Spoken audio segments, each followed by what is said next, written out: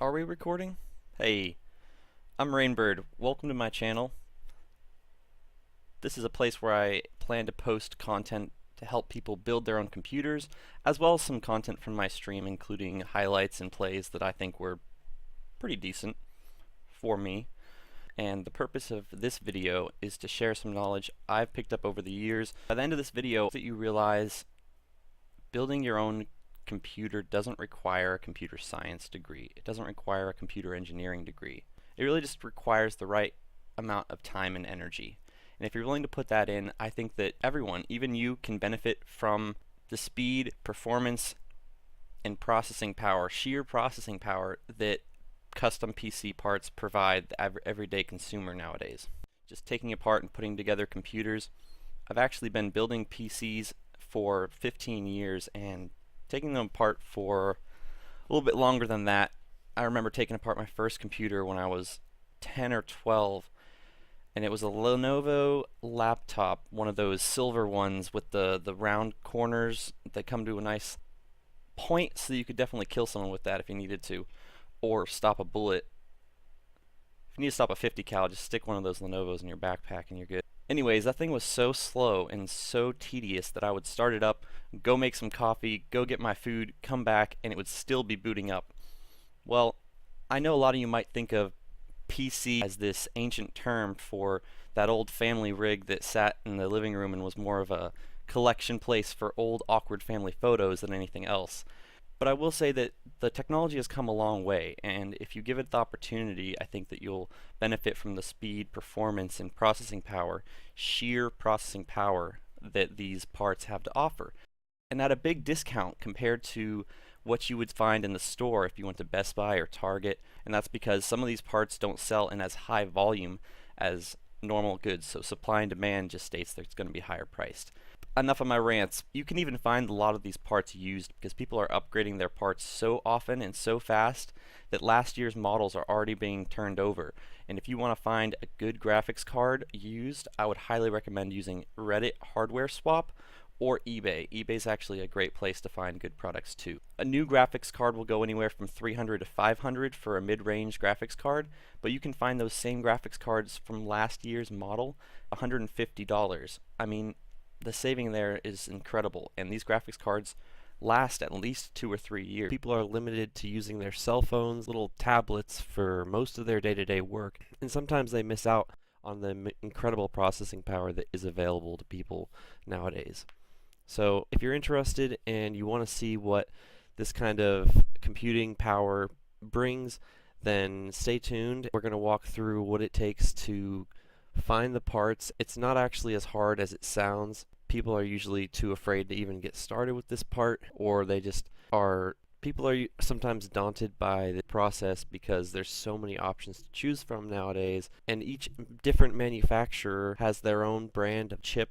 So you have like 4 or 5 different companies that are making the same basic card. Sometimes it can be hard to choose what part you want. And in this guide, I'm just going to go through each different part and talk about what to look for and what matters versus where you can save some money and maybe get used or buy cheaper parts. I'll talk about some of the important parts of the building process. I'll make a secondary video where I go into actually putting these parts together, and we'll look at some of the things you have to be careful about. But really, it's only one part of the process that's at real risk of damaging your build, and that is putting in your central processing unit. But we'll get into that more later. For now, I just wanted to get you thinking about whether or not this is something you're interested in. If you're interested in building your own PC, if you have a laptop or a PC that you're currently using that's working for you, you may think, why do I need to have a desktop? I would ask you to consider it from a different perspective. For years and years, technology has been advancing towards making things smaller and smaller. If you look at cell phones, even though we are starting to go trend towards larger screen size, parts themselves are becoming smaller and smaller, which means that they sacrifice in a lot of areas just to make the device mobile. And our whole life centers around these mobile devices. Even our laptops need to be lightweight, easy to fold up and break apart. Flip books and touchpads and removable keyboards becoming more and more common. Chromebooks taking over. I do love the Chromebook. I actually had one for a long time. That's my secondary. But even my laptop I've had for 4 or 5 years. And if you bought your laptop anywhere in the last 2 or 3 years, that technology is already way out of date. And if you're trying to run games, programs that are coming out now, or applications, or do any editing, graphics, art design, you need actual performance. You're going to want something that can do it without lagging. You're going to want something that can run smoothly and get the job done. I don't know about you guys, but the most annoying thing for me is technology that doesn't work right. And I see so many people struggling around all the applications and clutterware that comes pre-installed on stock PCs or laptops with 3 or 4 different spyware and virusware built in. It's just slowing it down. I look at people's task manager and see 75% of their RAM already consumed because they only have 4 gigabytes of RAM in their laptop. And I just think to myself, people don't realize that it doesn't cost an arm and a leg to build a computer worthy of the 21st century.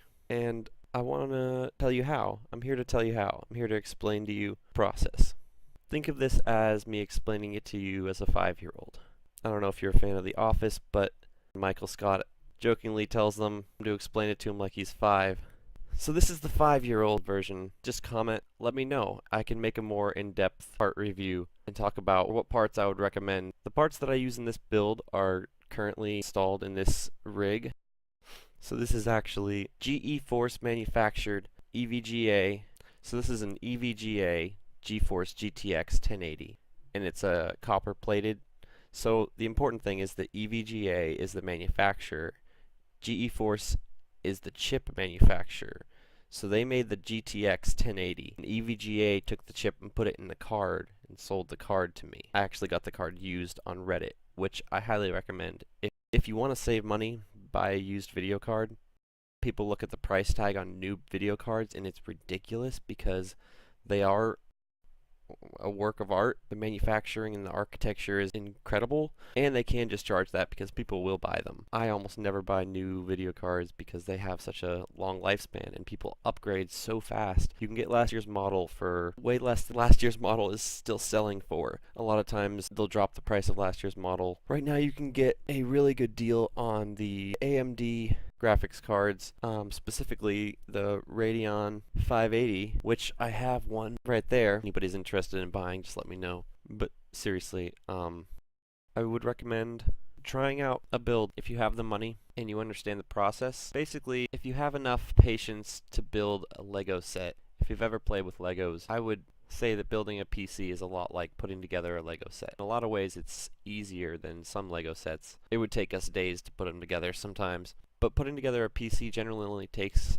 2 to 3 hours, depending on your expertise, maybe 4 if you're brand new and it's your first time. You may just have a little bit more trouble organizing the parts and deciding where everything's going to go. But then again, that's the point of the part guide, and it's really not a necessary part because it's easy enough that you could buy all these parts and figure it out as you go. Really, there's only one place for the video card to go. Once you realize, like, it obviously just slots in the motherboard right there, and then you just plug in the wires to power it. It's kind of pretty intuitive, plug and play at this point. I mean, putting the RAM in is as easy as just slotting it in and clicking it in place. CPU, just drop it in and lock it in. And most people are intimidated by that because they don't want to mess it up. There's not a lot you can mess up other than the CPU. And I will have a video explaining it, and if you just take it slow and step by step, it's pretty hard to mess that up too. I've only ever seen somebody mess up putting in a CPU once, and we were able to fix it anyways, so it worked out. People always worry about their parts if they damage them, but honestly, with Amazon, I haven't seen anyone have any problems getting a refund if their part doesn't work. Amazon's system is so easy to return things. They'll just repackage it and give it out as at a discount for people in those bundles anyways. They don't care. But I've had so much fun building these PCs. You really get into it, the architecture and layout.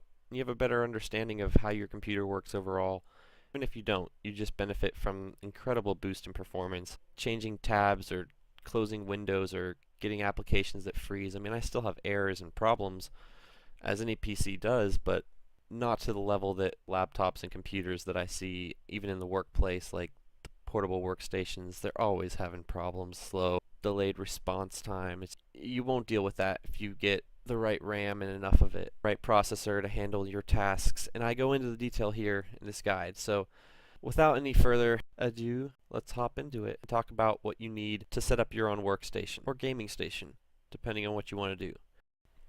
So if you're looking for more of a budget build, I would definitely look into using some used parts. We're going to go over to PC Part Picker and look at what you actually need to buy if you want to build your own PC, and look at some reviews for those, and I'll explain to you the thought process that I go through when I'm trying to decide if I should buy a part and trying to pick which part to build. Alright, so let's head over there and I'll get back to you in a second.